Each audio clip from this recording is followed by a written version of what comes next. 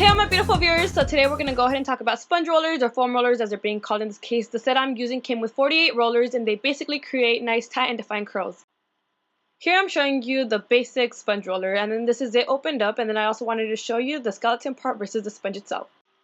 Alright, so now for pros. The first pro is that you get beautiful curls, and you can actually dictate the type of curl that you get. You can either get nice tight curls or looser curls. This first example is of the looser curls, so this is a casual ponytail, and then this next one here is a side ponytail, and you would achieve this by simply leaving the rollers on for a lot less and not waiting for the hair to fully dry. These examples here are examples of tighter curls, and to achieve these looks you would just simply leave them on for a lot longer and wait for the hair to fully dry. They're also very inexpensive. You get like 46 for only about $10 to $12 depending on where you go, and they also stay in place, which is great. Alright, so now for cons. The first con is that it's very easy for you to get dents in your hair if you don't put them on correctly the night before. And then the next con is that these are super uncomfortable to sleep in.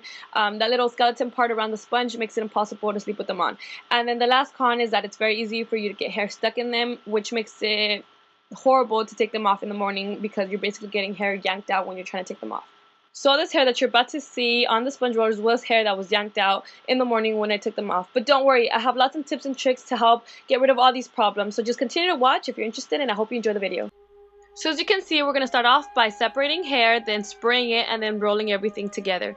So this is going to be a very repetitive process. What I'm going to focus on is how I'm going to roll the rollers, where I'm going to place them, and how I'm doing it. I don't know if that makes any sense, but I hope it does by the end of this video.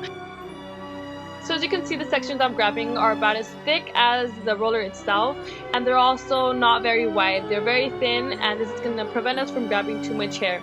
This is going to help in two different ways. First of all, it's going to help us not get that hair stuck in the hinges, which is usually what causes the tugging and pulling once you're trying to take them off in the morning. And it's also going to make sure that there's not too much pressure between the hair and the skeleton part of the roller itself, which will prevent these dents that we don't want to get, the dents that we want to prevent. So you want to make sure that your sections aren't too thick. You also want to use your fingers as a guide as you're rolling up, and this is going to keep the hair as compact as possible, and it's going to prevent it from falling into the hinges, which is what you want to avoid so that you don't get any tugging, pulling later once you're trying to take them off.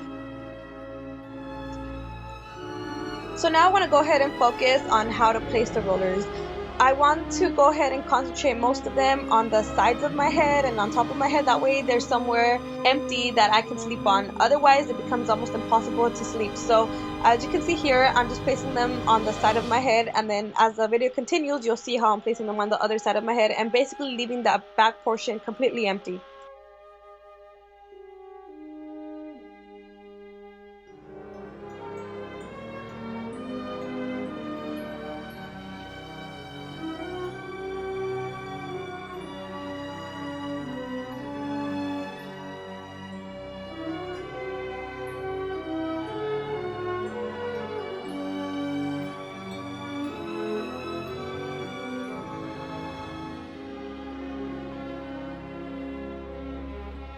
Alright, so once you're finished, this is basically what it should look like. As you can see, once again, that back portion is completely empty, so I have somewhere to sleep on at night. And so now in the morning, this is what you end up looking like, I guess. And as you can see here, I'm just taking them all out. And it's very easy for them to come out because I was very careful on how I placed them and how it is I actually rolled them.